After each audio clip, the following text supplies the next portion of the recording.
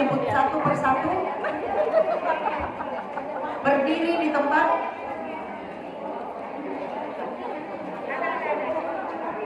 Ibu-ibu ketua berada di sebelah kiri, itu ibu ketua Kapuas sudah berada di situ.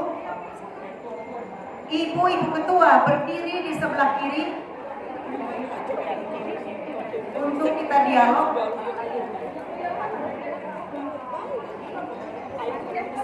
Bu Marwan, putari ke samping sini kiri. Ya, dari kandangan Barabai. Jadi Bu Sam dan Bu Rini hari ini pelantikan 2 provinsi, ada 8 kabupaten kota. Sehingga jumlah kami yang hadir ini ada 86 orang, selebihnya adalah organisasi perempuan. Kami persilakan kepada Bu Sekko untuk memoderatori.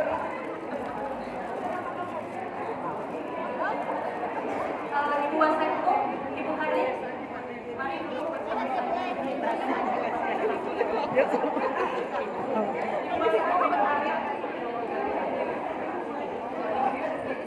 Baik ibu-ibu sekalian, Ariel Katalino, Baju Ramin Kasaruga, Basaya Kajubata.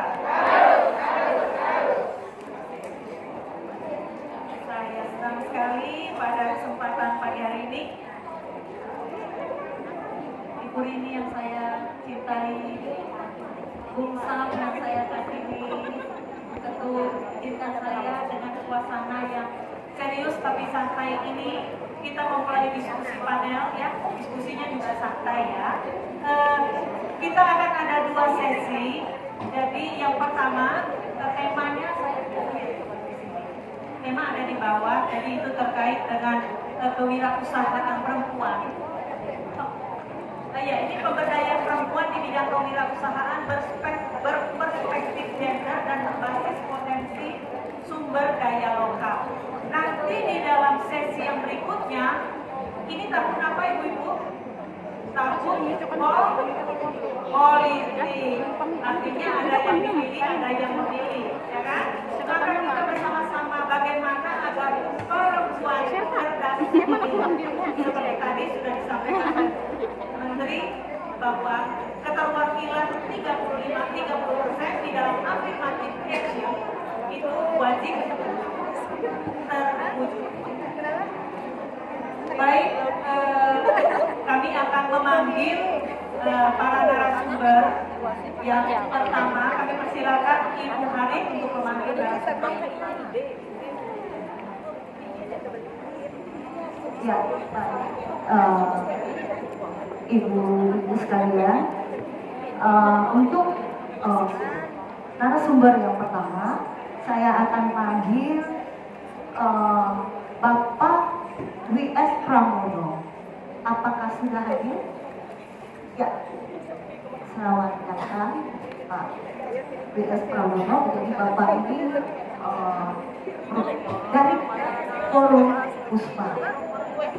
Ya, yang kedua narasumber yang kedua ini untuk sesi yang pertama yang kedua dengan tema yaitu Ibu Ketua Umum FPDN, yaitu Ibu Insinyur Gelong Inga Simon dari ya, jadi untuk sesi pertama ada.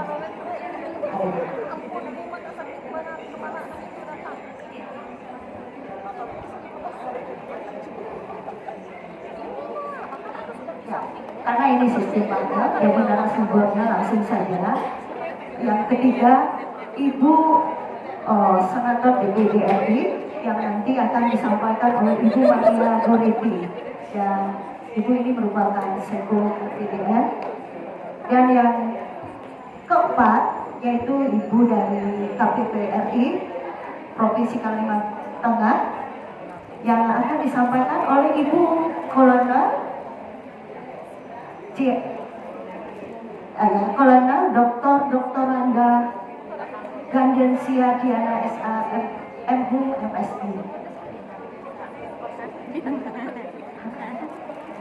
Ya. Kolonel tadi. Oh ya. Pesanan. Dan nanti juga akan disampaikan materi yang akan disampaikan oleh Ibu Rini dan Bung Samuel Wandiwati. Demikian Ibu Bapak sekalian, kita beri aplaus yang sangat meriah untuk narasumber kita. Demikian.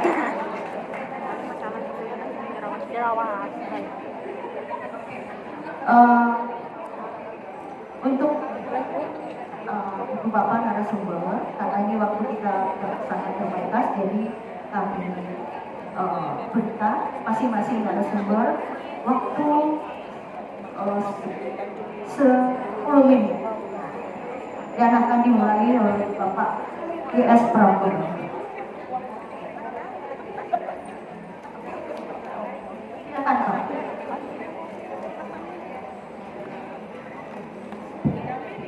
Baik, terima kasih. Assalamualaikum warahmatullahi wabarakatuh. Selamat pagi.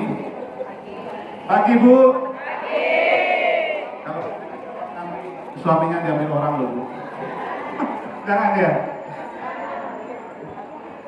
Iya, terima kasih Ibu Moderator, Ibu Ketua, Bang Sam, dan Ibu siapa itu, Ibu Rini yang memberikan kesempatan saya di sesi pertama ini. Sebelumnya saya mengundang juga untuk ke depan Ibu Sri Datun, Ibu Umi, ini Ketua Puspa Kabupaten Kapuas. Silakan Ibu.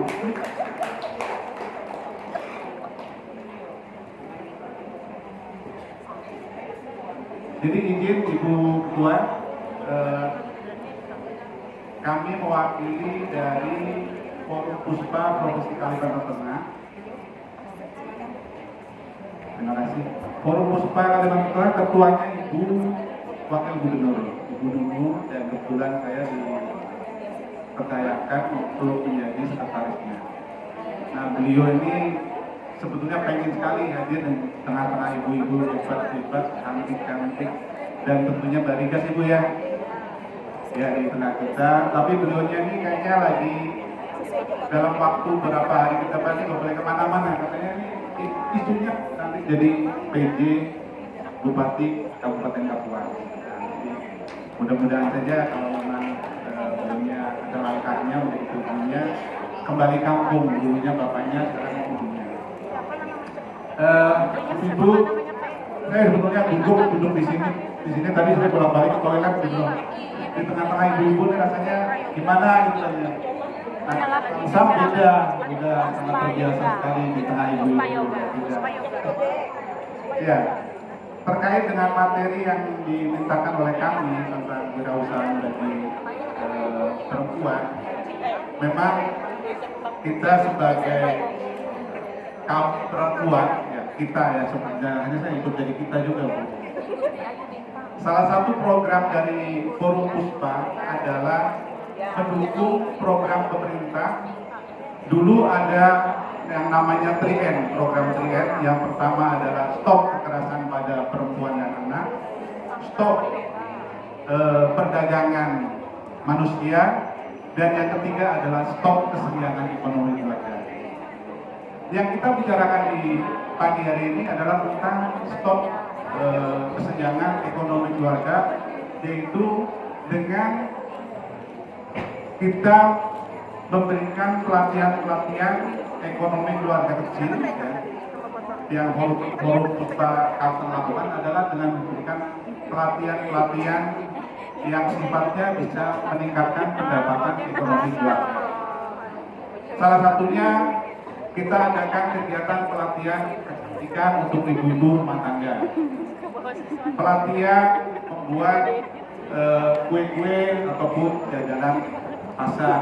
Ya, apabila suaminya di luar bekerja, ibunya di rumah yang tidak ada kegiatan di luar bisa membuat produksi rumah tangga yang untuk menambah pendapatan keluarga. Itu salah satu dari Forum Puspa Kalimantan Tengah, dan sampai hari ini juga Forum Puspa di Kabupaten Kapuas juga sudah banyak kegiatan-kegiatan baik dari sumber dana swadaya pengurus artinya iuran, dan juga sumber daya pendanaan yang dibantu oleh dana hibah dari pemerintah. Mungkin dengan adanya kehadiran juga akan lebih memperkuat program-program pemerintah mendukung terkait dengan peningkatan ekonomi keluarga, karena saya yakin yang bergabung di dalam LPDN ini banyak ibu-ibu senior-senior yang sudah sukses sehingga bisa memberikan pengalaman, berbagi ilmu terkait dengan pengembangan usaha ekonomi keluarga. Mungkin itu saja, nanti kita bisa diskusi lebih jauh tentang bagaimana peran Puspa lebih jauh terkait dengan peningkatan ekonomi keluarga. Kita ketemu. Boleh ya, silakan. Bismillahirrahmanirrahim. Assalamualaikum warahmatullahi wabarakatuh. Salam sejahtera untuk sekalian. Jadi saya yang berterima juga dulu karena kita berdua juga ada forum Puspa.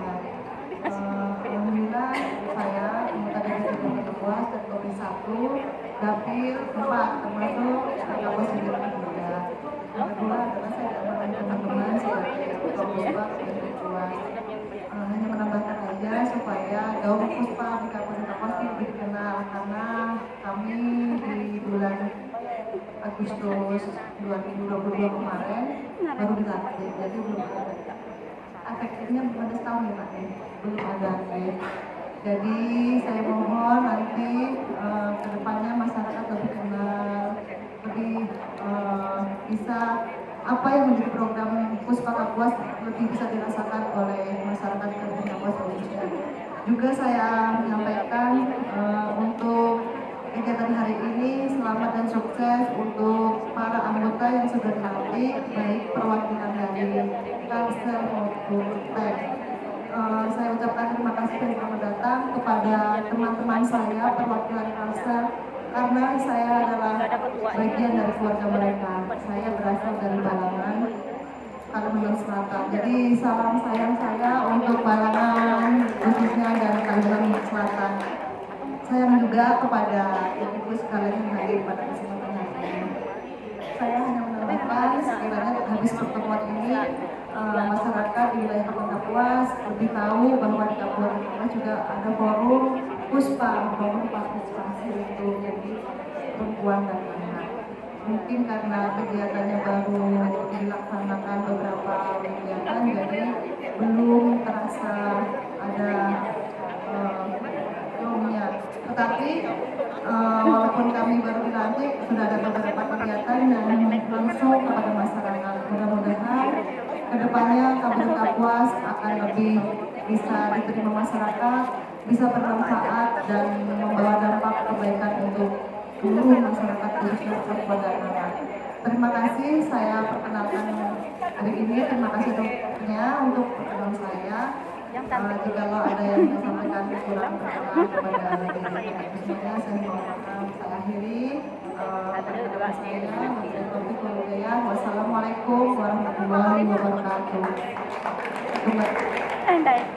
Siap ya. Ya, Satu, dua, tiga. demikian tadi Ibu Bapak perwakilan dari Dinas PPA Kalimantan Tengah yang juga didampingi oleh Ibu Ketua Pengurus Puspa Kabupaten Kuala Kapuas. Terima kasih Ibu atas informasi yang disampaikan. Dan kita lanjutkan untuk narasumber yang kedua. Beri aplaus yang sangat meriah untuk Ibu Ketua Umum kita LPDN, Ibu Insinyur Hilo Ignacio. Silakan. Biasa noise otomatis. Maksudnya orang. Enggak. Semua bersuara aja. Kecuali video pendek baru bisa ada suaranya. Hilangin suara. Ibu narasumber dan Bapak narasumber yang kami hormati, rekan-rekan DPP LPDN, Ketua dan pengurus LPD Provinsi Kabupaten Kota, Ibu Camat, kami perkenalkan berdiri Ibu Camat, Nah ini ibu camatnya juga cantik, Dayak, ini Bu Rini. Ini ibu camat yang bersama dengan kita. Ada lurah juga di sini. Lurah, ibu lurah juga orang Dayak, berdiri Bu. Itu yang juga membantu kami ke depan Bu. Kemudian mantir Damang yang di belakang, mantir. Kemudian berbagai organisasi besar di sini juga Bu Rini. Bungsam adalah Hindu Keharingan, berdiri Bu Tati. Nah ini juga pengurus dari LPD kita, keterwakilan dari Hindu Keharingan. Kemudian keterwakilan dari religi GKE, Gereja Kalimantan Evangelis. Ini Ibu Pendeta Iin, juga perempuan. Kita menjaring semuanya yang perempuan, Bu. Kemudian di sini juga ada keterwakilan dari organisasi perempuan. Kami persilakan berdiri pimpinannya di belakang yang berhadapan dengan kita. Yang ingin saya katakan, terutama narasumber pertama tadi, Ibu Ketua yang di Kabupaten, kami perkenalkan Ketua di Kabupaten Kapuas, Ibu Nyalu, nanti akan berkoordinasi ya Bu ya. Kemudian yang di Provinsi, Ibu Deborah, nah nanti akan berkoordinasi dengan beliau, minta difasilitasi ketemu dengan Ibu Wakil Gubernur, dan Ibu Ina sebagai Kepala Dinas Perempuan dan Anak Provinsi Kalimantan Tengah tadi sudah di sini. Saya juga sudah bisik-bisik tadi agar juga bersinergi dengan LPD Provinsi. Kebetulan di sini belum ada hadir pejabat dari Kalimantan Selatan, Bu Naida. Nanti tersendiri kita akan berkoordinasi dengan berbagai lembaga pemerintah di sana. Jika program utama dari lembaga perempuan ini dengan tema adalah hutan dan perempuan, kenapa tidak perempuan dan hutan? Kami sebentar lagi Loknas, Lokakarya Nasional. Karena Tuhan menciptakan bumi atau alam semesta ini, isinya itu manusia adalah belakangan. Tolong dikoreksi Ibu Pendeta jika saya keliru. Itulah sebabnya kami mengambil hutan dan perempuan. Hutan bagi orang Dayak adalah sumber budaya, sumber religi, sumber kekuatan untuk ekonomi, sumber kebugaran, sumber pangan, sehingga eksploitasi hutan terancam habis, maka punahlah eksistensi sumber daya untuk kehidupan kelangsungan kehidupan Dayak.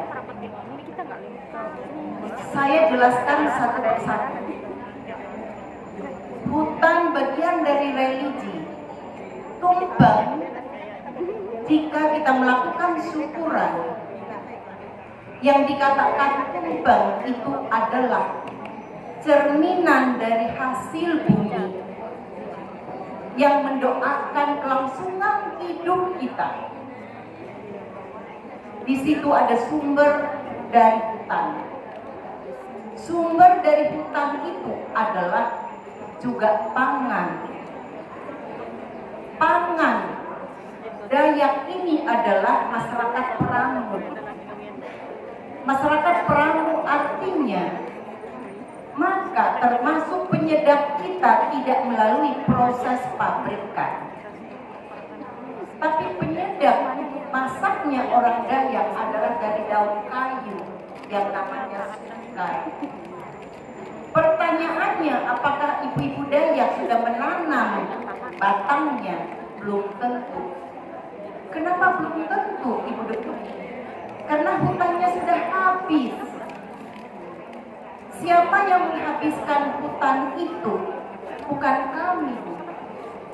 Kalau kami melakukan eksploitasi, tentu bahan pangan kami akan tidak eksploitasikan. Kami rawat, kami ambil, kami budidayakan.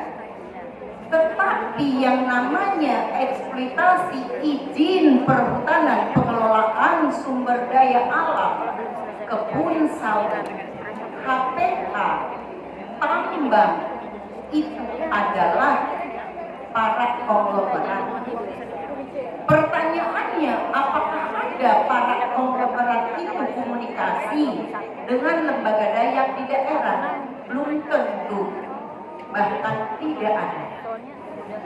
Kenapa saya katakan belum tentu dan tidak ada? Buktinya sumber pangan kami tidak dilestarikan oleh para pengusaha itu. Yang kedua, itu kan sudah menjawab religi dan pangan tadi. Tumpeng dari situ, pangan lokal kita dari situ. Kebugaran, Ibu Menteri melihat, memandang wajah saya berkali-kali sampai duduk di sini, megang saya begini. Bu Nyelo, keenakan gitu. Kami ini memang, saya buka aja, ibaratnya satu meja. Bung Sam, Ibu Menteri, kami ini dalam komunitas yang sama. Yang ingin saya katakan adalah, kenapa Ibu Menteri memandang wajah saya setelah kita perlihatkan bedak dingin, ya kan? Nah, bedak dingin itu kan untuk kebugaran, Bu Rini. Kami tidak mengenal sekarang karena duit kami juga terbatas. Tetapi bedak dingin itu, saya katakan dari Bu Menteri, kita pakai bangun tidur atau pulang dari acara seperti ini, kita ambil 2 butir. Coba tolong siapa yang bawa ke sini. Kita pakai, ya toh. Begitu kita mandi, kita gosok dari bagian-bagian tertentu yang menurut kita itu harus kita bersihkan. Jadi bukan muka saja, Bu. Orang Dayak ini bersih sampai yang sedalam-dalamnya. Setuju nggak ibu-ibu? Nah, sebab itu orang mengatakan kalau beristrikan orang Dayak itu tidak akan lari lagi. Betul tidak? Kenapa tidak lari? Ya, kenapa tidak lari? Karena memang nyaman. Memang nyaman. Silakan Bu Rini dan Bung Sam tanya deh sama Pak Sony. Apakah ada niat lari dari Bu Nyelo? Yang ingin saya katakan adalah dari bedak dingin itu ada campuran, Pak. Ada campuran. Campurannya apa? Kulit dan perakaran. Sehingga kulit dan perakaran itu tidak dicabut semena-mena seperti perusahaan tadi, ya kan? Tetapi dia mencabut dengan caranya. Ada caranya. Karena yang digunakan itu berkhasiat. Ya kan Bu Tati? Nih, Bu Tati nih berdiri. Berapa umurnya? 60 lebih. Tapi wajahnya seperti baru 19. Ini karena saya bisa kan Ibu?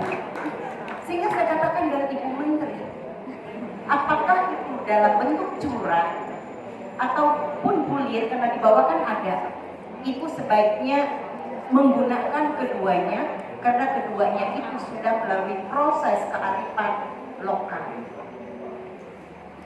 Kemudian terkait dengan minuman, hutan dieksploitasi, maka habislah kebugaran untuk kami.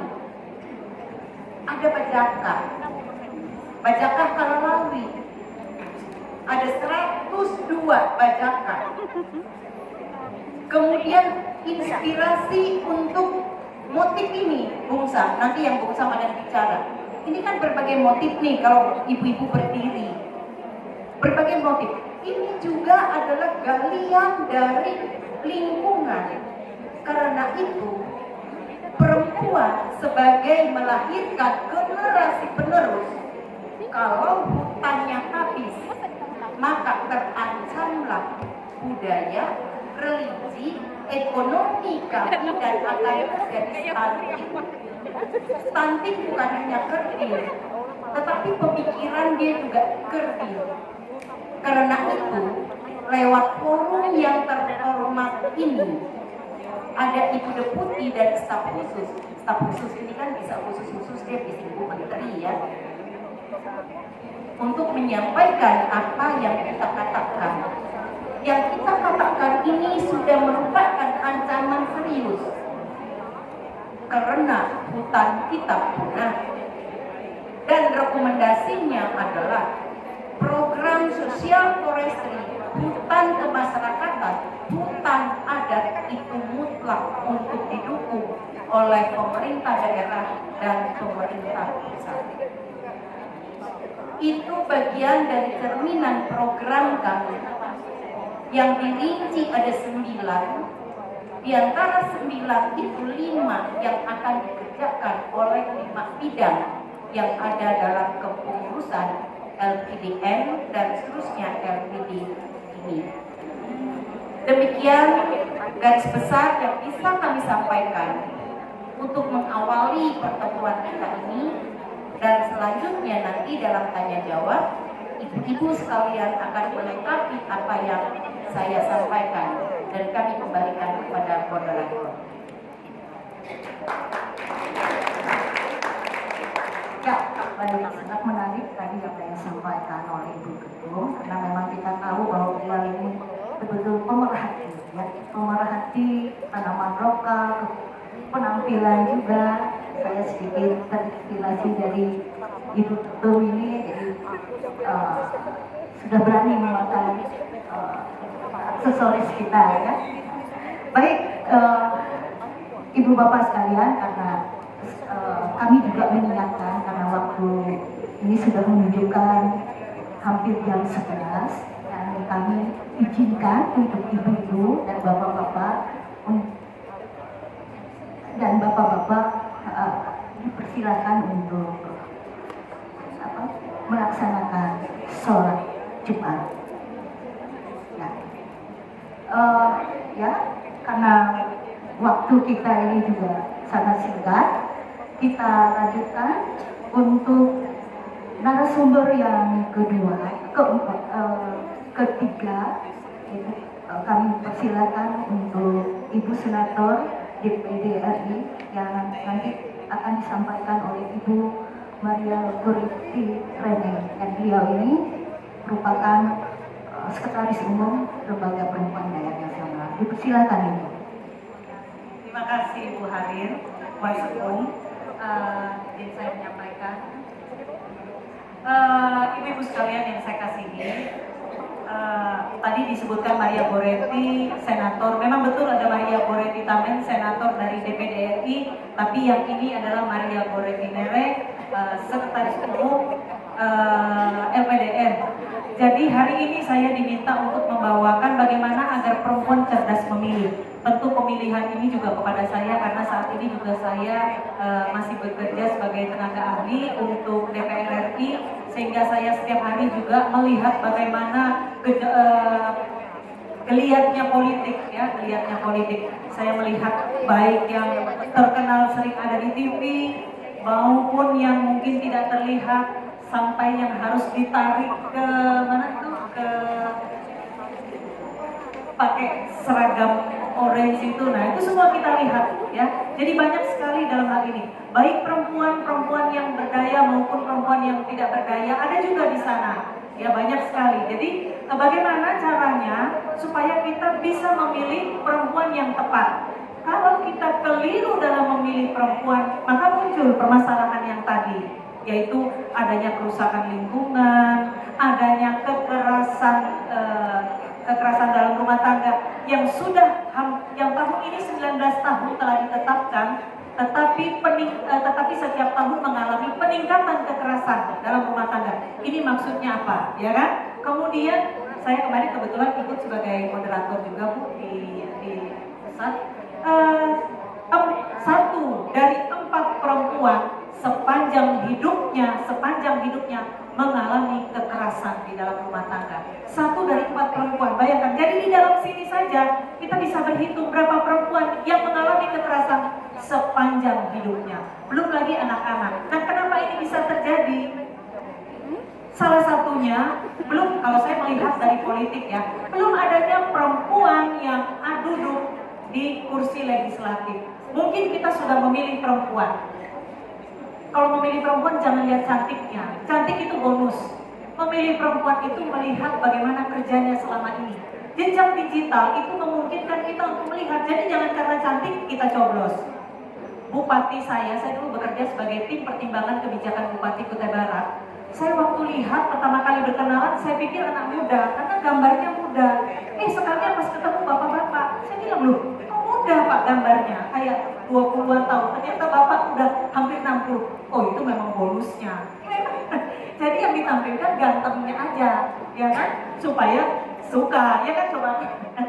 Nah, jadi ibu-ibu kita harus cerdas memilih. Bukan karena cantik, bukan karena ganteng, bukan karena pintar bicara semata-mata, tapi pelajari track recordnya, melihat apakah dia layak atau tidak membawa suara kita. Jadi perempuan walaupun bicara, ini saya bicara dalam konteks perempuan, walaupun dia pintar bicara, tapi lihat apakah dia sudah melakukan.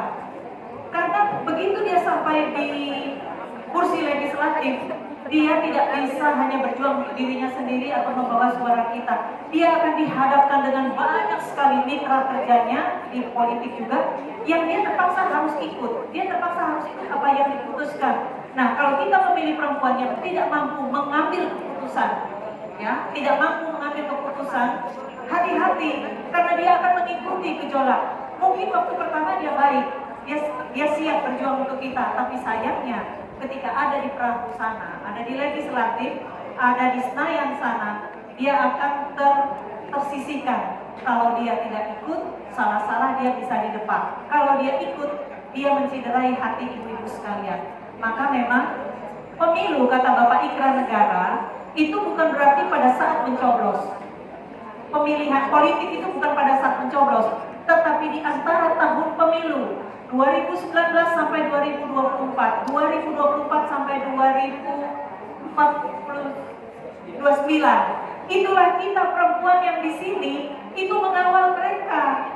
Jadi kalau ada ibu-ibu anggota DPR, bapak-bapak anggota DPR, kita kawal apakah yang dia sampaikan sudah sejalan dengan kebutuhan kita. Karena dulu kita menitipkan kepentingan kita kepada mereka. Di sini kita bersuara. Kami bersedia, kami Pak, dari ibu-ibu Lembaga Perempuan Dayak Palangkaraya, contohnya Kota Palangkaraya, kami siap mendukung Bapak. Tapi ingat, nanti pada saat dia di atas kita harus kawal, karena bisa saja ibu atau bapak ini mengalami permasalahan di sana. Kita bantu, kita masyarakat ini punya kuasa dalam tanda petik, punya suara yang bisa membantu mereka. Karena ketika mereka didiamkan berjalan sendiri, mereka bingung. Karena adik saya anggota DPR, bapak saya dulu anggota DPR, saya juga kerja di yang berbau politik juga. Saya juga adalah bidang kaderisasi dan pendidikan perempuan berpolitik. Jadi saya sangat tahu ketika ada di sana, kita akan mengalami, perempuan-perempuan ini akan mengalami banyak sekali permasalahan gender juga. Jadi ibu-ibu kita yang ada di sana, karena saya pernah tahu bapak-bapak, ini ada pelecehan terselubung. Ibu Bulan yang cantik itu sedang ditunggu, mana Ibu Bulan? Udah datang belum? Bulan Jamila. Oh, kita kalau ada lihat Ibu Bulan ini kita jadi seger-seger. Apa perempuan dianggap seger-seger saja? Ibu Bulan Jamila kalau dia mau berteriak pasti diketawain aja sama bapak-bapak. Nah, ini kita mesti bantu, memberikan pendampingan, kekuatan sama dia, dukung. Jangan karena dia artis atau dia orang hebat dan lain sebagainya, dia bisa mudah sekali ke sana. Dia juga mengalami tantangan baik secara pribadi maupun kebutuhan-kebutuhan dari partainya sendiri. Jadi kita perempuan yang di sini juga kawal yang di kabupaten, kawal yang di provinsi, sehingga kawal yang ada di DPR RI. Ini tugas kita bersama, bukan tugas mereka yang sedang mencalon menjadi anggota legislatif. Tugas kita bersama memastikan program-program kita yang kita ajukan itu bisa tercapai di sana. Ya, jadi ibu-ibu harus terlibat. Jadi jangan hanya memilih terus tinggalkan. Nah, karena ini adalah kekuatan kita bersama. Kita ini lebih kuat daripada mereka yang ada di sana. Karena kalau mereka ya harus berdiri dengan cantik. Tetapi kalau kita belakang bisa dengarkan. Pepet terus mereka, bantu mereka, dukung mereka, pastikan apa yang mereka berikan, apakah yang mereka jalankan itu sesuai dengan visi misi dari negara kita. Apa visi negara kita yang terdekat? mencapai generasi emas tahun 2045 melalui banyak program-program. Kita harus tahu loh ibu-ibu, jangan karena saya pemuka agama, mohon maaf ya, pemuka agama, saya hanya belajar untuk memberikan pelajaran agama. Kita harus tahu semuanya karena kita ini berada di satu gerbong tokoh agama, gerbong tokoh pendidik, gerbong tokoh masyarakat, gerbong tokoh perempuan, gerbong legislatif, gerbong yudikatif dan lain sebagainya, bersama-sama mewujudkan cita-cita dari negara kita dan cita-cita kita bersama yang tertuang di dalam pembukaan Undang-Undang Dasar alinea yang keempat, ya, mensejahterakan seluruh masyarakat bangsa Indonesia. Kurang lebihnya itu yang mau saya sampaikan. Terima kasih, saya kembalikan. Tepuk tangan dulu untuk Devi. Dan saya ingatkan kembali bahwa karena ini sistem panel ya ibu-ibu, berarti ini masih ada 3 orang lagi yang akan memberikan materinya. Nah, untuk itu saya harapkan perhatian ibu-ibu dan bapak-bapak di sini, siapkan pertanyaan-pertanyaannya. Kita gunakan waktu ini sebaik-baiknya. Dan selanjutnya ini dari KPPRI Provinsi Kalimantan Tengah yang akan disampaikan oleh Ibu Kolonel Dr. Anda Gandeli Siladiana SH MHU MSI yang biasa kami sebut Bunda Diana. Silakan Ibu. Ya, dan beliau ini wakil Ketua Umum Lembaga Perempuan Daerah Nasional.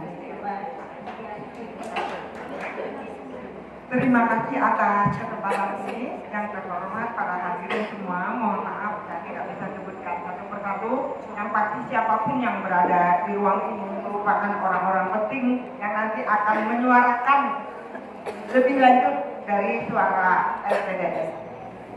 Ada 3 hal yang ingin saya kemukakan pada kesempatan yang indah ini. Pertama adalah bahwa wanita itu adalah tiang keluarga, penentu keluarga. Akan seperti apa keluarga? Sangat-sangat ditentukan oleh perempuan yang mengelola rumah tangga. Nah, rumah tangga yang dikelola oleh perempuan-perempuan ini akan mewarnai lingkungan, akan mewarnai negara. Sehingga apabila perempuan-perempuan Dayak mampu untuk mengelola dirinya sendiri, kemudian mengelola rumah tangganya, otomatis saya yakin kita akan mampu membawa lembaga perempuan Dayak ini menjadi tolok ukur untuk rumah tangga bahagia di kemudian hari. Sehingga KDRT yang disebutkan oleh Bu Evi, di mana tadi di antara terjadi KDRT nanti akan diminimalisir dan bila perlu tidak ada lagi KDRT. Kenapa? Karena kita bisa memperkuat posisi kita untuk mengelola rumah tangga kita, sehingga suami kita tidak memiliki kesempatan untuk melakukan KDRT lagi. Itu yang pertama. Yang kedua, pada awal Agustus yang lalu, lembaga perempuan Dayak diterima oleh Gubernur Lemhanas. Kebetulan saya bertugas di lembaga ketahanan nasional. Dan hasil dari pertemuan itu adalah diadakan FGD Forum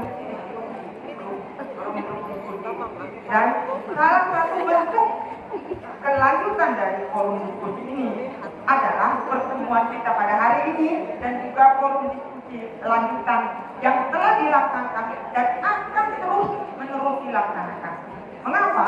Karena FGD sebagai forum diskusi ini akan membantu kita semua menyelesaikan masalah-masalah yang kita hadapi, terutama masalah-masalah yang paling aktual. Jadi kalau kita ingin menyelesaikan masalah-masalah yang kita hadapi bersama-sama, forum diskusi itu menjadi salah satu forum yang sangat baik. Karena nanti apabila di lembaga perempuan Dayak tingkat provinsi maupun kabupaten mengadakan kegiatan-kegiatan FGD, mohon ibu terutama yang pakar-pakar bisa hadir dan memberikan solusi yang terbaik. Dan apabila ada yang memiliki masalah, silakan dibuka pada kasus.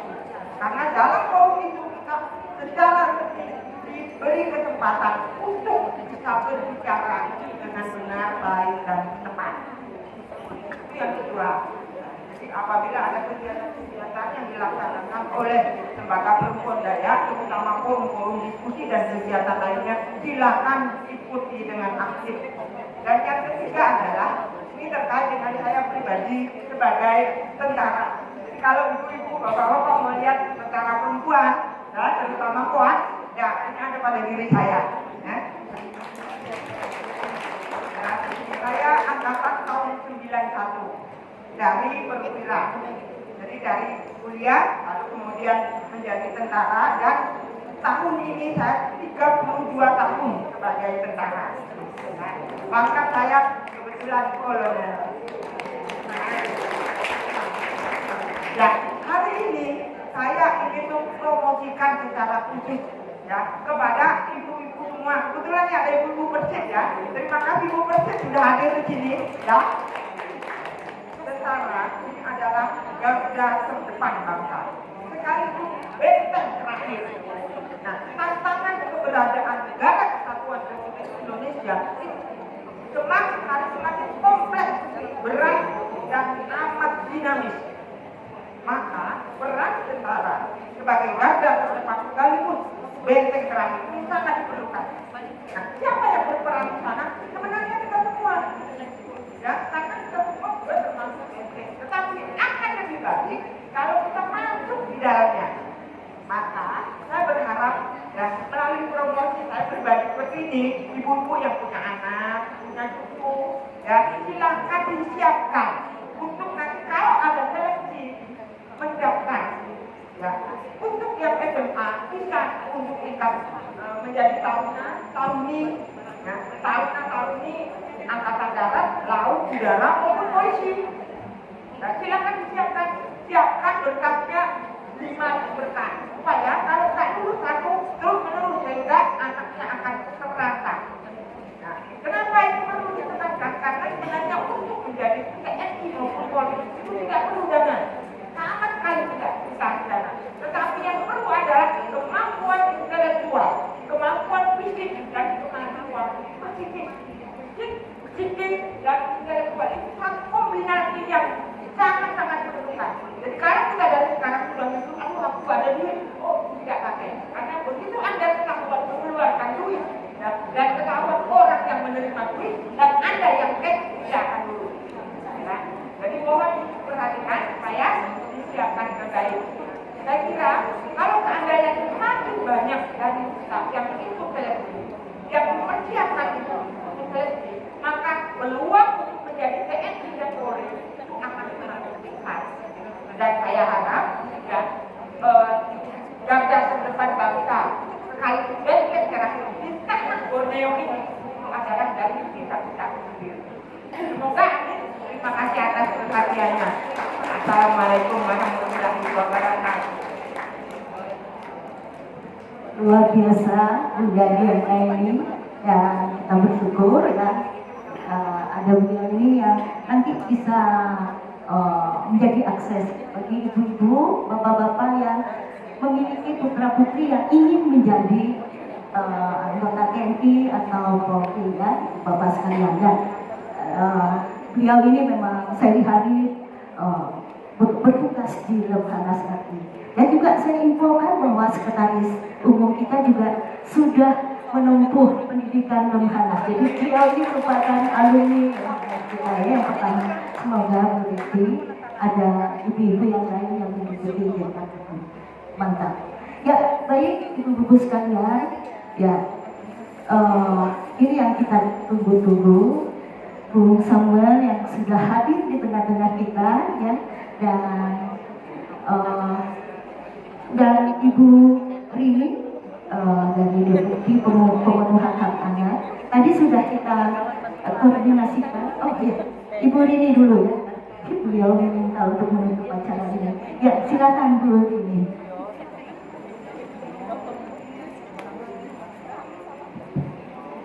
Baik, terima kasih Ibu Ketua. Selamat siang Ibu-ibu dan Bapak-bapak semua.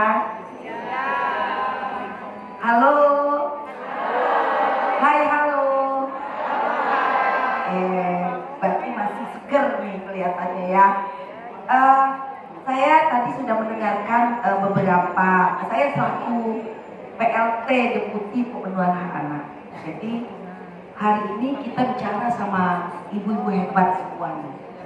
Bagaimana peran perempuan tadi sudah disampaikan sama dari Forum Puspa, ya, dari Forum Puspa. Jadi Pak Forum Puspa ini kalau bisa menjangkau nih ibu-ibu yang ada di sini ya. Jadi bagaimana produk-produk dari ibu-ibu dari kelompok perempuan Dayak ini bisa ditangkap oleh Forum Puspa dan kita bantu untuk bagaimana perempuan.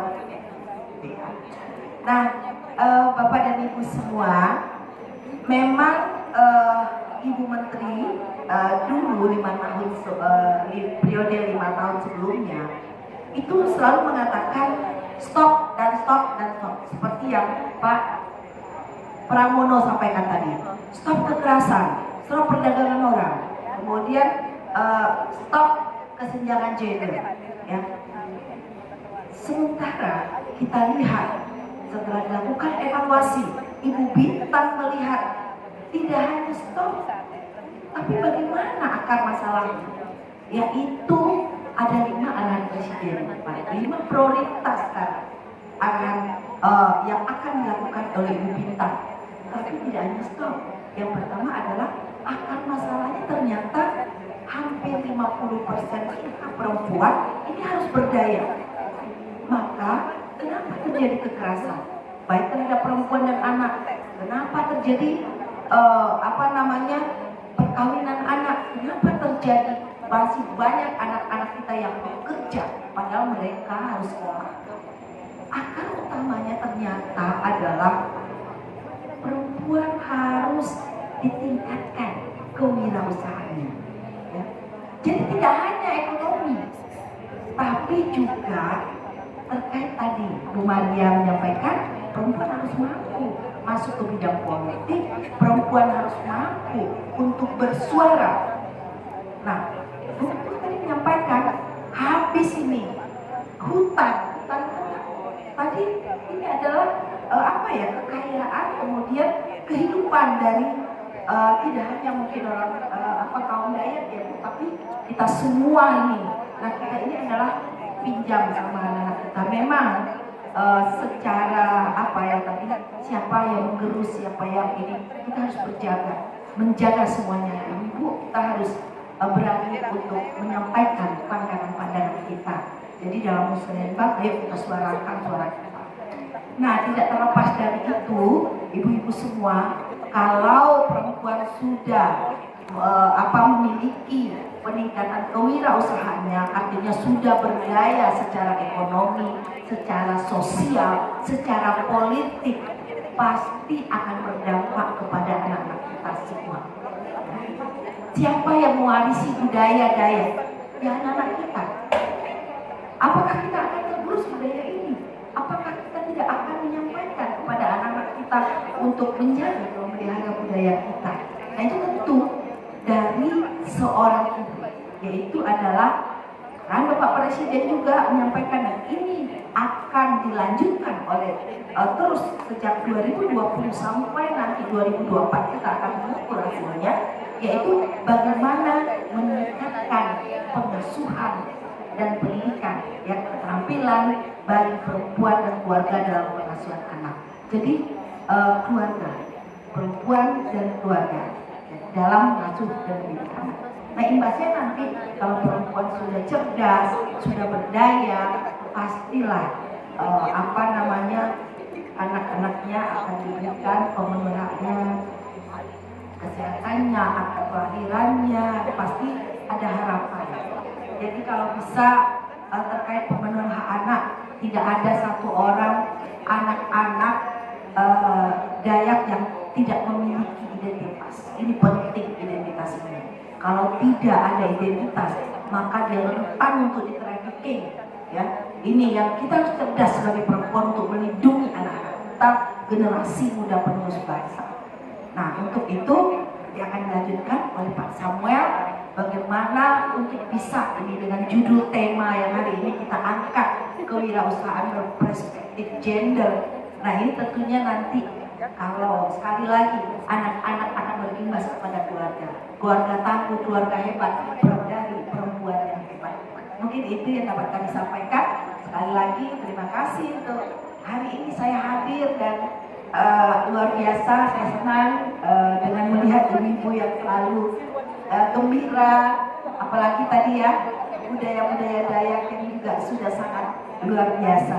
Terima kasih. Assalamualaikum warahmatullahi wabarakatuh. Terima kasih Ibu Rania untuk materi yang disampaikan, sangat menarik sekali, dan semoga Ibu bisa menangkap dan memberikan tanggapan pada saatnya nanti ya Ibu. Ya, untuk yang terakhir, Bung Samun, kami persilakan.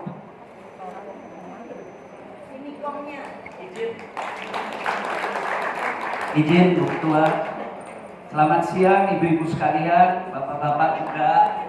Saya Samuel Watimina. Saya adalah seorang perancang busana sejak tahun 79. Jadi saya 44 tahun terlibat di dalam dunia fashion. Saat ini saya adalah staf khusus Menteri Pemberdayaan Perempuan dan Perlindungan Anak bidang wirausaha. Sebelum ini saya adalah staf khusus Menteri Koperasi dan UKM.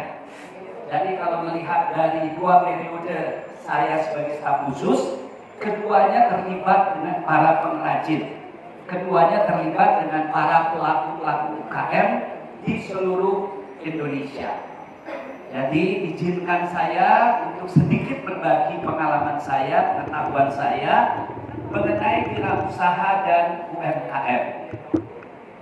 Kalau saya keliling Indonesia, kemudian bertemu dengan para UMKM, kemudian saya mempertanyakan apa sekiranya yang yang merupakan problematik mereka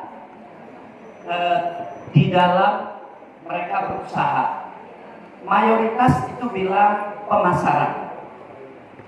Ya, mayoritas bilang pemasaran. Di antara ibu-ibu di sini ada yang pelaku UMKM kah? Ada? Oke. Ada? Oke. Pelaku UMKM-nya bidang apa, Bu? Kuliner. Ibu? Kerajinan ini. Oke. Ada lagi, Ibu? Bidangnya apa? Desainer batik khas Dayak. Ada lagi? Garment, kaos, sasirangan. Oke. Ada lagi yang di belakang? Oke. Berarti mayoritas di sini adalah pembeli. Betul? Ya, mayoritas adalah yang mengkonsumsi atau membeli. Nah, apa yang kita akan bicarakan ini berhubungan dengan para produsennya maupun para konsumennya. Bagaimana produsen menciptakan produk-produk yang disukai oleh masyarakat, karena itu bagian dari wirausaha. Bagaimana konsumen kemudian memilih dan mempunyai wawasan untuk menghargai produksi-produksi yang dibuat. Gitu ya, harus terjadi itu. Nah, di atas itu semua, kita ini punya payung yang namanya identitas etnik kita. Identitas etnik kita. Saya kemarin atau saya saat ini lagi jadi caleg di Jateng 1. Jadi saya yang berasal dari Maluku, besar di Jakarta, sekarang lagi mempelajari dan memperhatikan segala sesuatu dari Jawa Tengah. Pagi tadi saya datang ke Kalimantan, saya langsung melihat sebuah perubahan dari gaya berpenampilan. Ya, saya melihat perubahan dari gaya penampilan. Tapi izinkan saya harap ibu-ibu di sini semuanya juga bapak-bapak memberikan saya ruang. Saya sama sekali saya akan memberikan masukan-masukan. Tapi tolong masukan saya ini jangan dijadikan sebuah kritik yang memojokkan. Tapi masukan yang saya berikan ini menjadi sangat penting karena kita secara budaya kita belum maksimum memunculkan dan mengambil keuntungan dari kebudayaan yang kita miliki. Ya. Mayoritas dari kita itu masih sangat terpengaruh dan ikut-ikutan dan belum memahami dengan sesungguhnya. Kita memiliki apa sih di sekitar kita? Kita punya apa sih di sekitar kita? Sehingga para pelaku UMKM mengerjakannya ini masih campur baur. Kembali lagi mohon maaf ya, saya tapi perlu menyampaikan ini karena kita cukup tertinggal, padahal kita negara yang paling kaya dalam kebudayaan selain Cina dan India. Ya, tapi kalau kita bicara Eropa dan Amerika, itu mereka tidak punya genuine culture-nya lagi.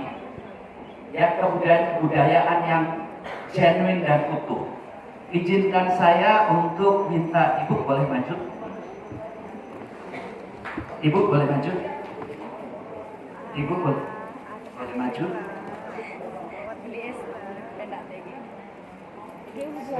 Tadi ada yang pakai kain sinta.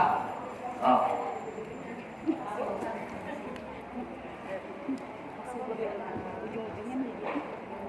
Oke. Dari contoh ini ada daerah Kalimantan lain yang belum ditampilkan.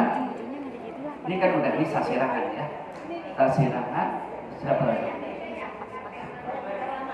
Yang mana? Oh ibu sekarang pakainya printing. Ya nanti ya di sini. Habis ini kita ya hasil karya. Oke, ibu boleh berjajar, boleh keliling dulu. Biar yang di belakang juga melihat. Peragaan simpang siur.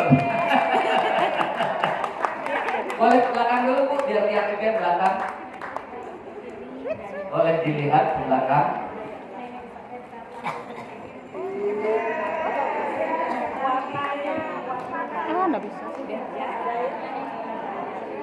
Yang belakang Bu, satu lagi putaran ke belakang. Oke, tolong masing-masing memperhatikan kain bawahnya ya. Jangan atasannya, kain bawahnya yang perlu diperhatikan. Oke, boleh kembali ke sini Ibu.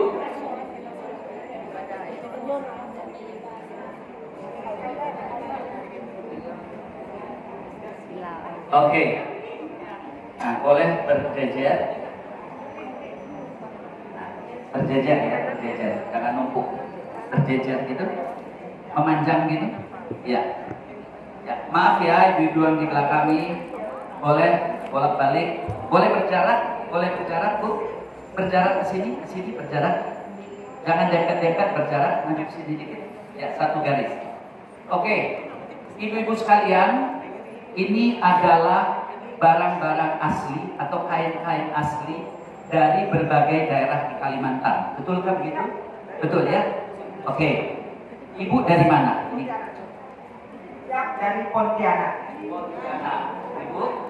Kalimantan Selatan. Kalimantan Selatan. Sintang Kalbar, Kalimantan Timur. Kalimantan Timur. Tepuk tangan. Nah, ini adalah beberapa contoh genuine cloth atau kain-kain asli dari berbagai daerah tersebut.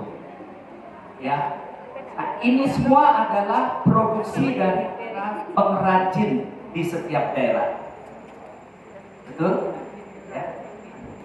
Kalau ibu-ibu tidak lagi mengkonsumsi kain-kain ini, maka pengrajinnya akan berhenti berproduksi. Kalau acara-acara adat atau acara-acara tradisi di berbagai daerah ini tidak lagi dilaksanakan, para pengrajin akan berhenti berproduksi. Pada saat para pengrajin berhenti berproduksi, kemudian mereka mengerjakan hal-hal di luar yang mereka ahli dalam membuatnya, maka kita akan kehilangan kain-kain ini. Jadi jangan salahkan generasi muda juga kalau kemudian mereka tidak kenal akan kain-kain tradisi atau kain adat kita. Jangan salahkan mereka karena kita yang salah. Jangan kemudian bilang generasi muda tidak peduli lagi pada tradisi, tidak peduli pada adat, tidak peduli pada produksi etnik. Mereka tidak peduli karena kita tidak pernah memperkenalkan dan mengajak mereka untuk peduli. Apakah ibu-ibu sekalian di sini bisa menjelaskan mengenai kain sinta? Ini disebutnya kain apa? Karena kain ketau dari suku Dayak Tunjuk. Kain ketau dari suku Dayak Tunjuk, maaf ya Bu, boleh naik dikit. Ini adalah kalau secara nasional ini adalah patchwork ya, betul ya, gabungan-gabungan kain. Ya, kenapa di daerah tersebut pakai gabungan kain? Kenapa Kaltim seperti ini kainnya? Kenapa Kalbar seperti ini? Kalsel. Kenapa Kalsel seperti ini? Kenapa Kalbar juga seperti ini? Kita tahu nggak? Ibu-ibu di sini tahu nggak? Mungkin sebagian tahu, sebagian besar nggak tahu. Nah, kalau sebagian besar yang tidak tahu, itu berarti kita melepaskan emas di tangan. Kita melepaskan modal kita sendiri yang ada di tangan kita, yang ada di suku kita, yang ada di lingkungan kita. Jadi kalau kita mau bicara identitas, ini identitas yang paling awal yang bisa kita syiarkan ke nasional maupun internasional. Ini identitas awal kita. Karena waktu kita lahir, kita sudah berada di lingkungan yang paling dekat adalah sandang.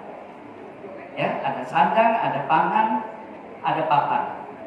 Kita setiap hari, maaf ya Ibu, boleh di sini dulu ya, boleh ya izin ya. Kita sandang itu kita pakai setiap hari. Ya, kita pakai setiap hari. Nah, kita yang tinggal di Kalimantan, kita yang merupakan bagian dari suku di Kalimantan, masa kita tidak memperkenalkan apa yang kita miliki? Jangan kemudian bingung dan sedih kalau orang tidak menganggap atau melihat suku Kalimantan sebagai sebuah suku yang perlu mereka jadikan tuntunan atau panutan. Karena kita yang di Kalimantan, kita yang merupakan bagian dari suku tersebut, kita gagap. Kita gagap menerangkan siapa kita. Nah, ibu-ibu sekalian, apa yang kita pakai, apa yang kita kenakan, ini berdampak ekonomi bagi lingkungan kita.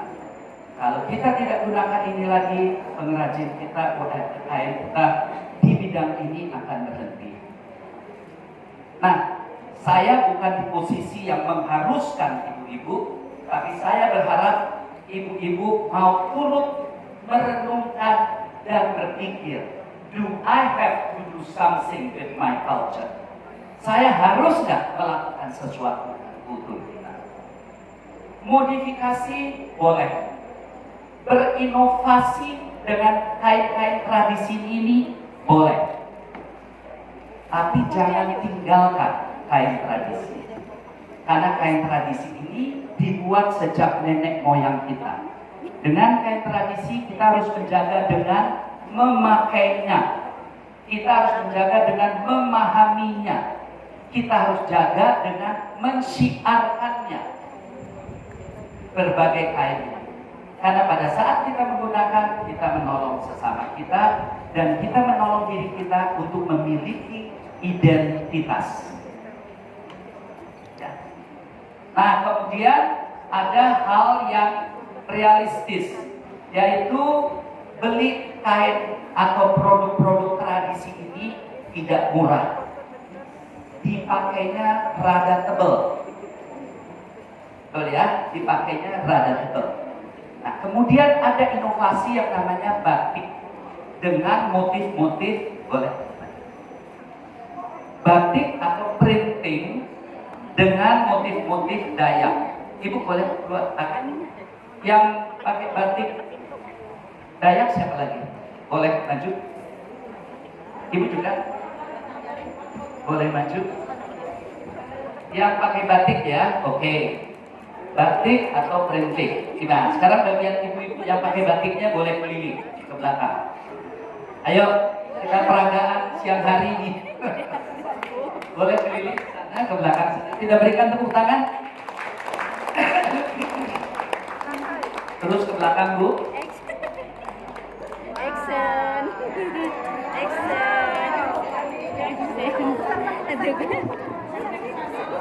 Lanjut. Langsung jalan untuk mereka. Action. Boleh terus ke belakang, muter, lalu kembali ke sini.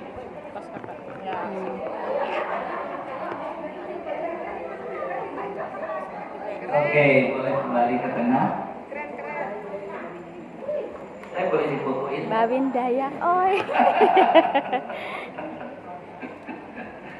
Oke. Nah, ibu-ibu yang pakai batik boleh di antaranya. Di antara, ya. Boleh lihat ke sana juga. Yang sana belum ditengok. Di antaranya, Bu. Di antaranya sini, ya, sini.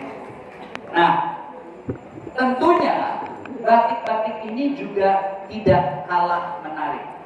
Dan ini adalah solusi bagi ibu-ibu yang ingin menggunakan ya motif tradisional secara keseharian, lebih simple, lebih ringan. Kalau traveling nggak repot packagingnya kan gitu ya, packingnya.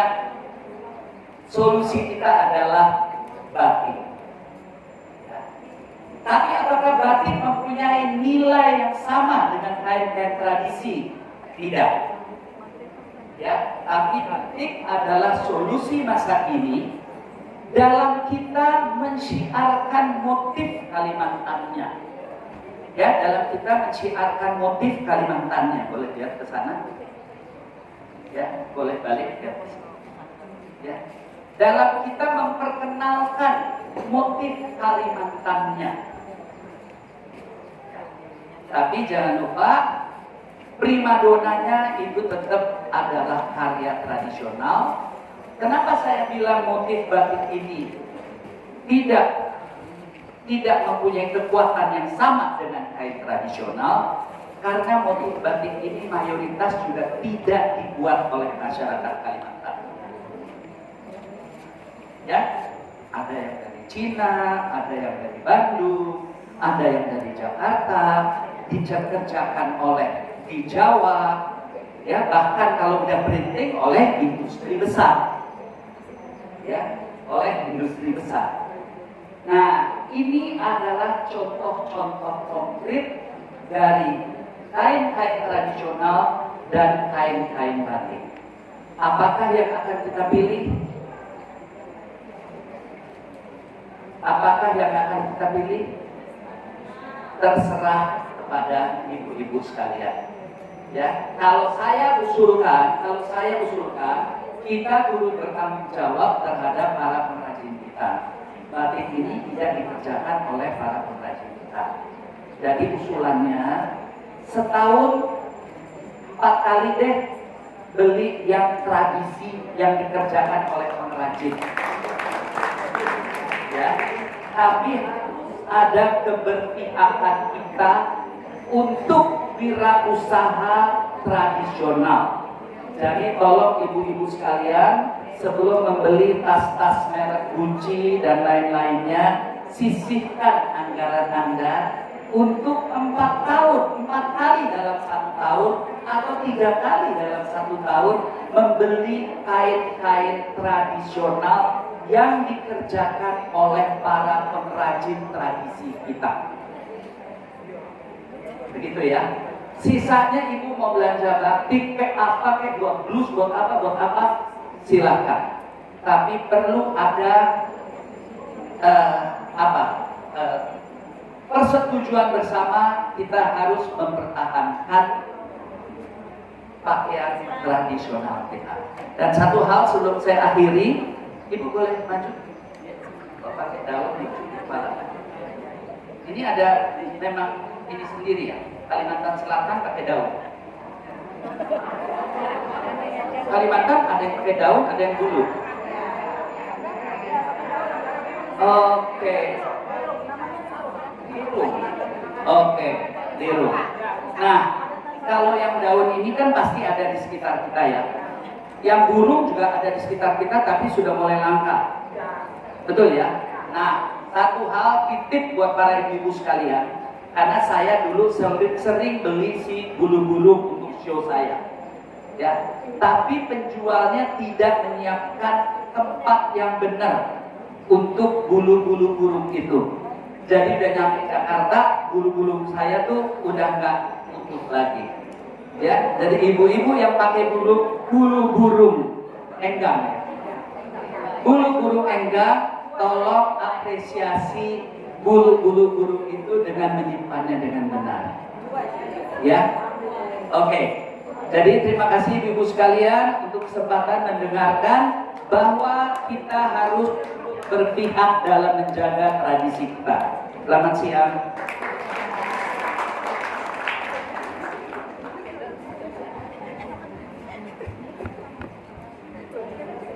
Ya, kita berterus sekali lagi untuk Bung Samuel. Ya, perlu saya sampaikan bahwa tadi saya sudah disuruh peragaan oleh Bung Samuel dan saya bangga ibu-ibu ya, karena saya memakai hasil karya ibu ketua umum kita. Nah, ini ya, jadi waktunya Anjali ada sutranya juga. Oke, kita tadi sudah mendengarkan materi-materi yang disampaikan oleh narasumber kita yang hebat-hebat ini, dan sampailah kita pada diselingi lagu apa Ibu? Oh, lagu Nusantara. Ya, Ibu Ketua menginginkan kita menyanyikan lagi sebuah lagu Nusantara. Mungkin sudah ada catatannya atau tadi? Siapa yang memimpin Ibu Deborah? Silakan Bu. Jadi sebelum kita masuk pada sesi tanya jawab, kita akan memeriahkan suasana di siang hari ini supaya tidak ngantuk ya Ibu. Kita akan menyanyikan sebuah lagu yang judulnya Nusantara. Ya, musiknya? Musik.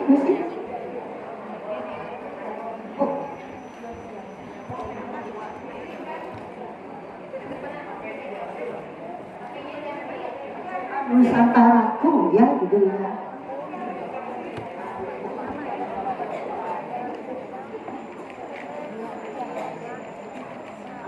Apakah musik ya?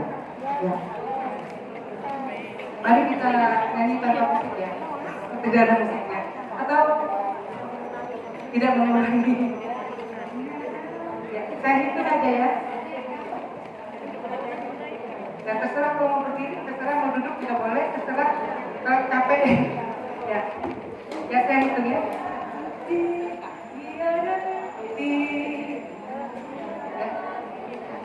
Ya, 1, 2, 3.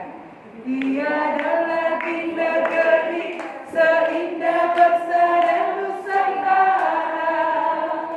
Tepuk tangan. Hutan rimbang menghijau tempat bersemayam gunung marga satwa.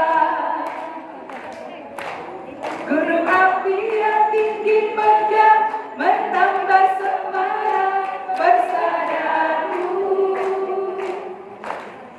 Lembah air dan sungai-sungai mengukir keindahan abadi. Tanah pusaka, aku pun dilahirkan di sana. Penduduknya gagah tampar cantik molek tiada bandingnya.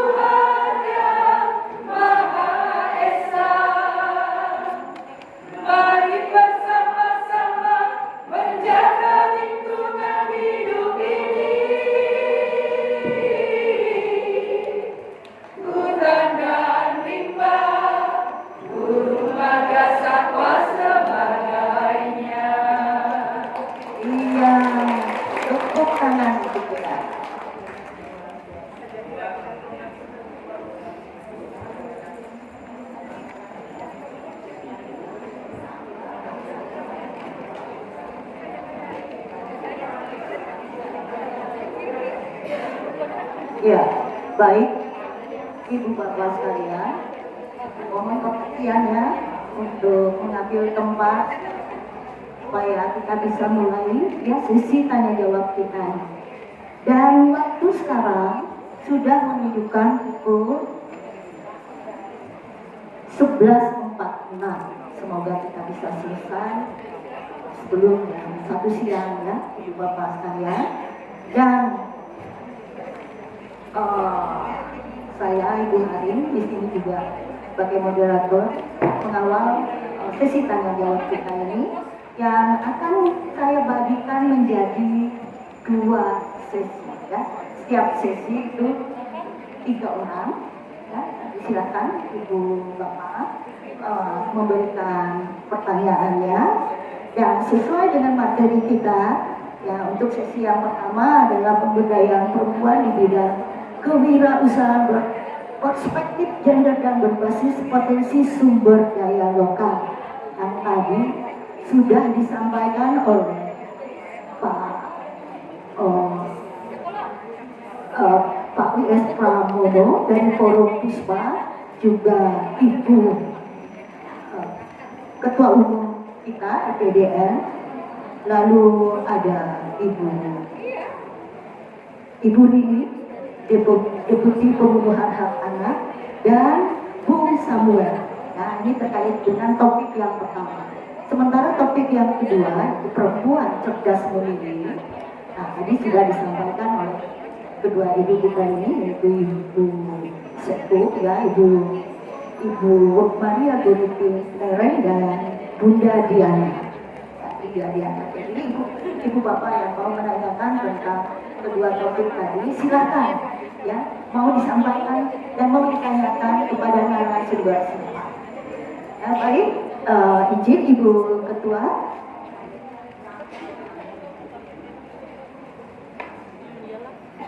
Ya, sekali lagi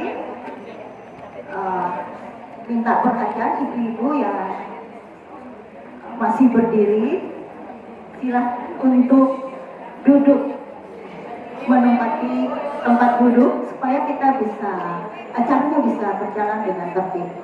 Mohon ibu-ibu ya.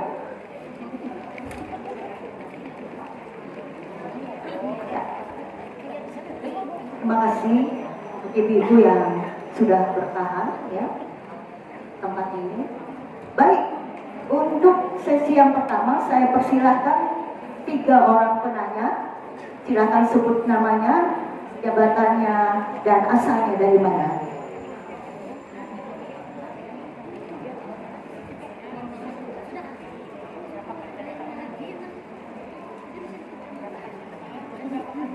Izin bertanya. Assalamualaikum warahmatullahi wabarakatuh. Selamat siang. Salam sejahtera untuk kita semua. Nama ulun Novia tim Absol Naga Serak Bagian Tenggorokan. Ulun berasal dari Kota Banjarmasin, Kalimantan Selatan. Izin Bapak Samuel ingin bertanya dengan sampean boleh? Kebetulan kan kami ini rata-rata dari Banjarmasin, hampir semua yang ada di sini UMKM ya. Cuman macam-macam ya, ada yang pria, ada yang kuliner, dan kebetulan ulunnya dari kuliner. Nah, tadi kan dibahas tentang mengangkat budaya Banjar atau budaya daerah. Ulun ini seorang perempuan, bapak dari Sampit, ibu dari Banjarmasin, dan kebetulan juga ini bukan curhat ya Pak, sebagai wanita Dayak yang single parent, dan kebanyakan wanita Dayak kan yang banyak yang single parent ya. Mencoba di dunia usaha. Di dunia usaha ini kebanyakan kan mereka memang otodidak ya, bukan karena mereka dari awal berusaha, tapi karena keadaan yang memaksa untuk mengangkat kita harus bagaimana mengangkat keluarga supaya sejahtera. Nah, dari Bapak kan pernah di UMKM ya sebelumnya dari Dinas Koperasi. Kendala kami yang terjun dadakan ke dunia usaha ini sebenarnya kebanyakan belum pernah ada pelatihan. Memang benar kendalanya pemasaran. Kenapa jadi pemasaran? Semua serba otodidak Pak. Dari kemasan apa segala macam itu semua dari otodidak. Selain pemasaran, saya merasa yang diperlukan oleh ibu-ibu yang memang terjun untuk mengangkat keluarga itu sebenarnya bukan cuma pemasaran Pak, dari kemasan. Selama ini mereka yang rata-rata turun dari UMKM itu tidak pernah mendapatkan pelatihan kemasan. Nah, mungkin itu yang membuat produk itu lambat naik ke atas karena mereka nggak ngerti gimana kemasan yang bagus, yang orang tertarik hanya dengan melihat kemasan atau merasakan rasanya. Oh, kemasannya cantik, pasti rasanya juga enak. Nah, begitu kalau dari segi yang kuliner ya Pak ya. Jadi ulun minta tolong sampaikan ke atas, mungkin ada program di dalam LPD ini untuk ke setiap daerah yang mereka ingin mengangkat ekonomi keluarga yang berasal dari wanita-wanita yang entah itu punya suami atau yang memang single parent yang membesarkan anak, yang terjun ke dunia UMKM bisa untuk dilaksanakan. Selain pemasaran, sekarang kan sistem digital juga untuk kemasan Pak, bagaimana supaya bisa itu diangkat keluar daerah. Ini loh produk dari orang-orang Dayak begitu. Terima kasih. Assalamualaikum warahmatullahi wabarakatuh.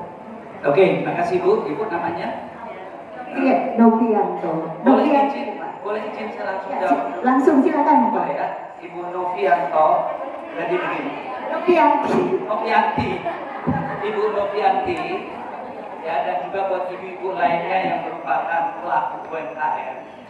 Kita ini seringkali terlalu sering menempatkan diri kita ini sebagai orang-orang yang kurang mampu. Ya, kita selalu menempatkan ini posisi yang menurut saya mindset kita harus dirubah. Ya, mindset kita harus dirubah. Kalau kita sudah punya kemampuan memproduksi kuliner tradisional, kemudian memproduksi produk-produk lain yang ada hubungan sama tradisi, kita bukan orang tidak mampu, kita orang yang mampu. Dan kita adalah orang-orang yang dicari karena kita memiliki kemampuan khusus. Ya, itu harus ditanamkan dulu. Karena kalau itu tidak ditanamkan, kita menempatkan diri sebagai orang yang begini terus. Ya, kita minta ini, kita minta ini. Saya sebagai orang yang di luar sini atau sebagai pembeli, saya justru mau minta kepada ibu. Hal apa yang ibu miliki yang ibu bisa tawarkan? Kelebihan apa yang ibu miliki yang ibu bisa tawarkan? Kemampuan apa yang ibu bisa miliki yang ibu sudah miliki yang ibu bisa tawarkan? Ini yang harus kita kemas. Ya. Jadi kalau ibu kemudian bilang, saya kuliner tradisi, begitu. Ya, misalkan kue-kue ya. Misalkan kue-kue. Bentar.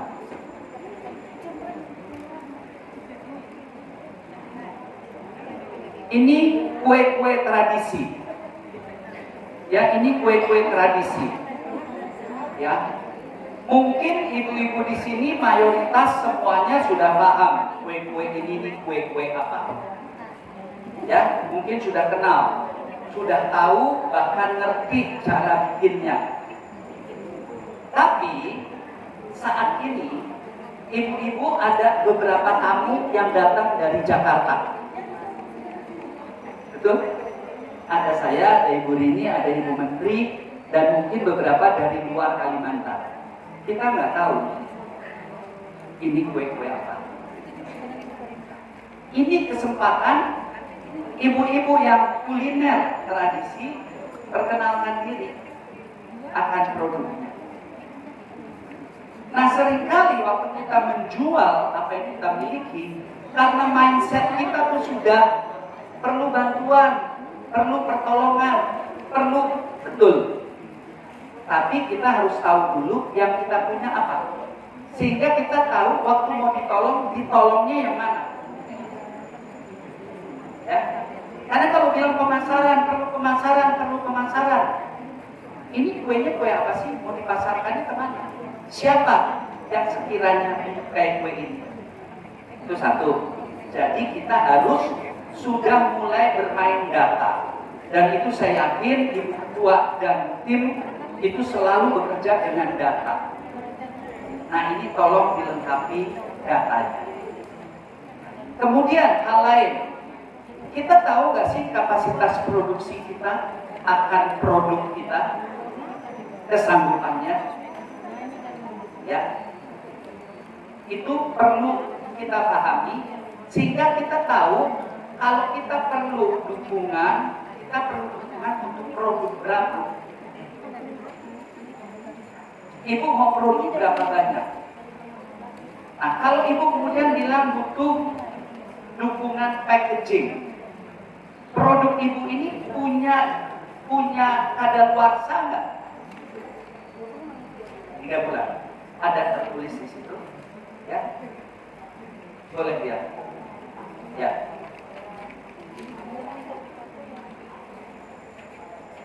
Nah, mana data 3 bulan? Oke, ini contoh produknya. Berarti kalau kita sudah ada labelnya ini, ya, udah ada labelnya ini. Satu, di label ini selain BPOM tentunya harus ada kadaluarsanya. Kemudian harus ada kapasitas produksinya. Ya, kapasitas ini persoalannya 3 bulanan. Ya, persoalan 3 bulan. Jadi waktu 3 bulan kita akan produksinya 1000 paket begini, 1000 box ini, atau kita 5.000 box atau 10.000 box, tergantung kita mau pasarnya seperti apa. Dan gitu ya. Nah, kalau kita kemudian bilang bisa dimulai dari ujung kapasitas produksi kita, baru kita cari pasarnya, bisa kita cari pasarnya, baru produksi. Ya. Nah, dari kedua itu berhubungan dengan kemampuan finansial kita dan kemampuan marketing kita. Tapi kalau kita nggak menghitung, maka kemudian kalau ibu bilang perlu bantuan pemasaran untuk apa? Seberapa banyak? Siapa aja yang bisa membantu? Kalau sekarang kapasitas ibu misalkan 5 lusin per minggu, sehari 5 lusin misalkan, ibu udah berjejaring kemana? Nah, outletnya lokal. Apa?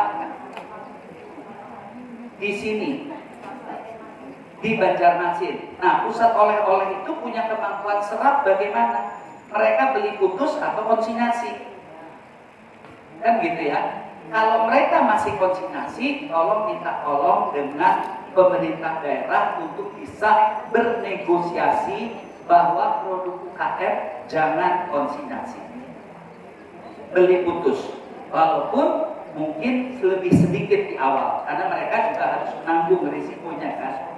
Ya. Nah, di sini ada terbuat dari apa?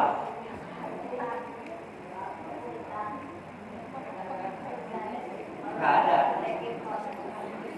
Nah, ya, tapi di sini perlu ada, ya. Dan zaman sekarang karena produk sudah sedemikian banyak, orang itu menuju pembelian produk sehat. Ya, produk sehat itu mesti menjadi perhatian ibu-ibu sekalian yang memproduksi kuliner. Produk sehat, ya, dan nilai gizi ini menjadi penting. Ya, masyarakat sekarang ini sudah mulai mengurangi gula. Masyarakat sekarang ini sudah mulai mengurangi karbo. Ya, jadi kalau ibu masuk ke pasar yang lebih luas, itu adalah hal-hal yang perlu diperhatikan.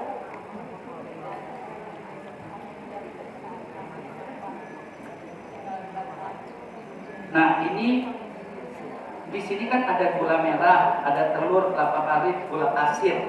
Kalau di sekitar sini ini cukup. Tapi kalau mau main nasional harus ada persentase. Gula berapa persen, ini berapa persen. Harus. Ya, karena orang sekarang sudah sangat peduli pada kesehatan diri.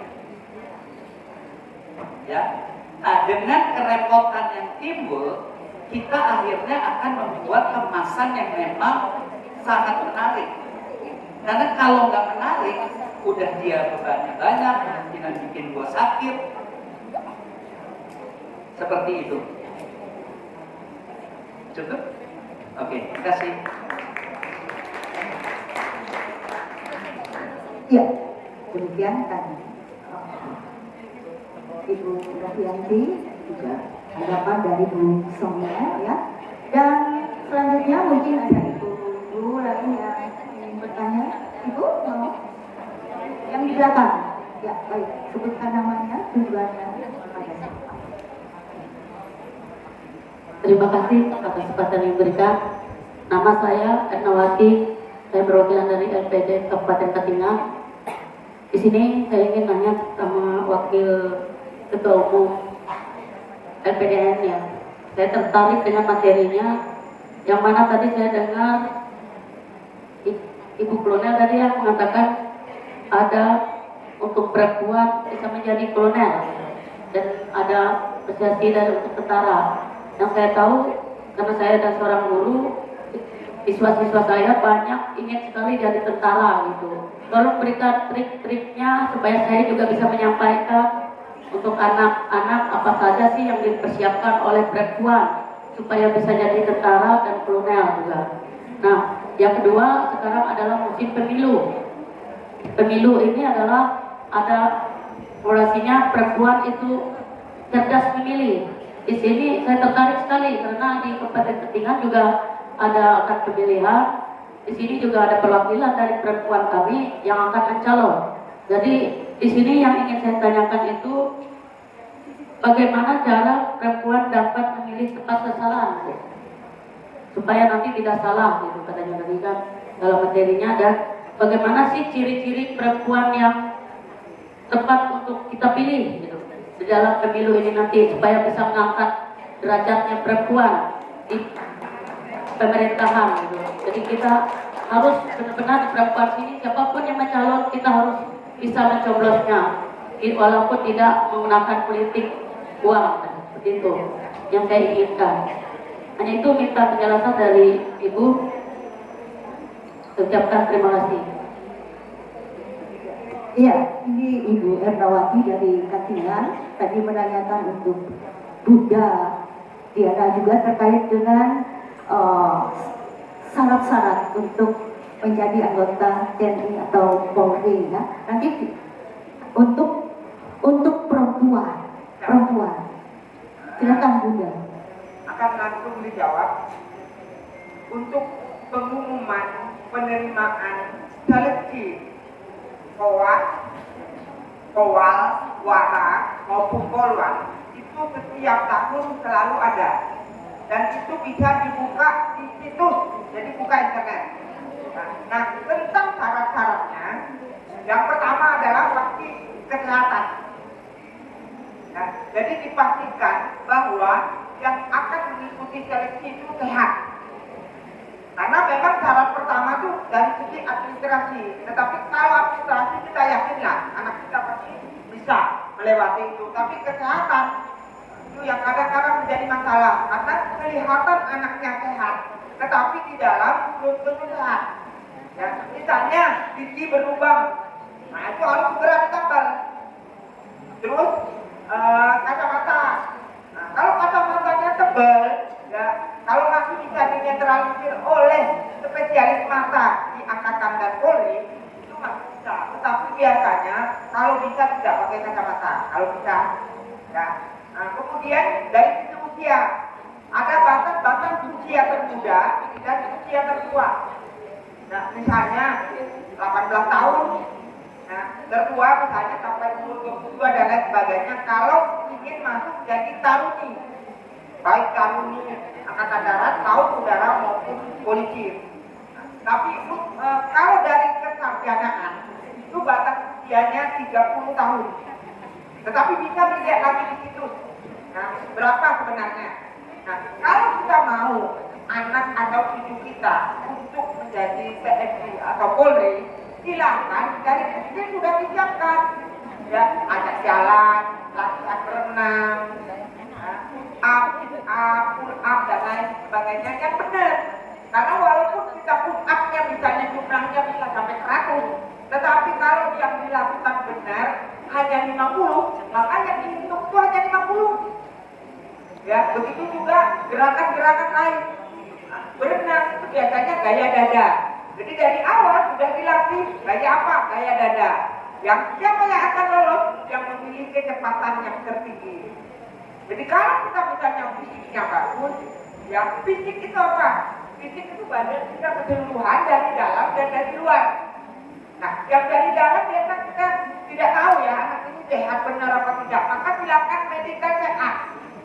Jadi sebelum kita tes, silakan anaknya di medical check up dulu supaya kita sudah yakin benar. Oh ternyata tidak ada masalah di dalam. Nah, kalau ada masalah, silakan kita ulangi dulu. Jangan langsung tes. Ya, karena saya waktu yang menggunakan tes, tapi ternyata kita sudah tahu anaknya tidak mampu. Nah, kemudian dari psikisnya apa? Psikotes, kemampuan kedaya tahan bantingan, kedaya tahan malahan.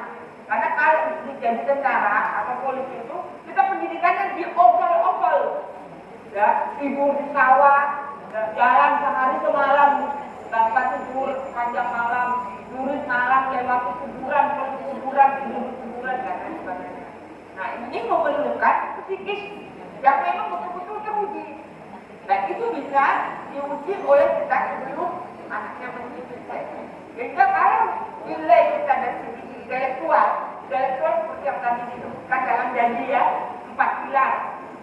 Apa 4 konsensus dasar. Itu harus kita kuasai. Dan lebih-lebih hal-hal yang aktual yang terjadi terkait keberadaan negara kesatuan Republik Indonesia ini. Dan sampai nanti ditanya, lagu Sabang sampai Merauke, apakah Sabang yang terjauh? Kan belum tentu. Karena ada Pulau Rondo. Nah itu belum tentu kita tahu. Nah, tapi itu lagunya. Ya. Bisa saja kita atau diarahkan silakan sebutkan silakan 4 dari Pancasila.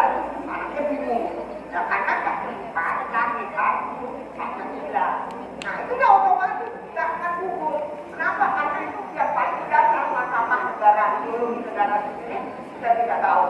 Nah, jadi ibu optimis ya, siapkan. Karena orang lain pun akan menyiapkan. Nah kita jangan sampai ke dalam. Jadi kita siapkan supaya tes pertama lulus. Tapi kalau tes pertama tidak lulus, silakan kita yang ikut. Dan kita cek itu. Ini yang pertama tes apa? Apakah darat, laut, udara, atau polisi. Jangan dulu langsung sudah mendaftar. Nanti biasanya kedua, ketiga, dan keempat. Tahu nggak? Tapi harapan kita ya begitu pertama itu langsung lulus. Tapi kan tidak selalu. Karena yang tes itu ribuan, yang diterima itu banyak. Ya sampai 200. Dan satu kuota. Bayangin kalau itu wanita, kuotanya sedikit-sedikit. Tapi bukan berarti kita tidak bisa. Ya, saya pribadi, dan terus terang ya, saya sebenarnya cacat. Saya pakai alat bantu dengar. Jadi kalau alat bantu dengar ini dilepas nih, saya tidak mendengar apapun. Jadi saya sering berbicara lewat bibir. Jadi melihat bibirnya mengatakan apa. Tetapi ini terjadi setelah melaksanakan pendidikan. Jadi bukan waktu menjadi anak cacat-cacat sama tidak. Waktu itu saya masuk pendidikan. Saya juga manual itu, kemudian baru jadi tentara. Nah, oleh karena itu, mari ibu-ibu semua yakinkan putra putri kita. Kalau memang bisa ikut, silakan ikut dan jangan pernah berpikir untuk mengeluarkan dana. Karena begitu Anda dihubungi orang minta dana, orangnya ketahuan dia juga akan diproses. Kita yang ketahuan bukan kita nggak akan dulu. Nah, tapi percaya diri bahwa saya mampu dengan cara persiapkan dengan sebaik-baiknya. Terima kasih. Ya. Terima kasih Bunda Diana. Jadi Ibu harus dipersiapkan betul-betul terkait dengan fisik juga pengetahuannya tidak ada dipungut bayaran. Itu yang paling penting. Nah, terima kasih. Dan selanjutnya pertanyaan yang kedua dari Ibu Ernawati Katingan untuk Ibu Rekti ya, terkait dengan bagaimana cara perempuan ini bisa menjadi pemilih cerdas, begitu. Jadi memilih sesama perempuan yang tepat dan bisa mengangkat harkat martabat perempuan itu sendiri. Terima kasih. Baik, terima kasih Bu Harin dan Ibu Ernawati ya, Erna ya, yang bertanya tadi. Bagaimana caranya kita bisa melihat bahwa perempuan itu asli, mau benar-benar menjalankan. Kalau di Bank Indonesia katanya dirasa, diraba, diterawang, Nah, jadi kita lihat, memang pertama-tama kita tidak langsung kenal hatinya. Kita lihat, adakah ibu-ibu di sini yang juga mencalek, maju? Kalau ada boleh angkat tangan. Coba berdiri Bu biar saya kelihatan. Nah, ya ibu dari mana Bu? Oke. Pulang Pisau. Pulang Pisau, DPR Kabupaten, Provinsi? Kalimantan Tengah. Oh iya, DPR Provinsi. Satu aja tadi. Nah, di sini ada satu. Mohon berdiri, Bu. Angkat tangan. Nah, ini. Ya, tepuk tangan untuk Ibu Ketum kita yang juga mencalonkan. Ya. Di Nah, ada dua. Kapuas ya. Tapi Bapak dapilnya di Jakarta 1.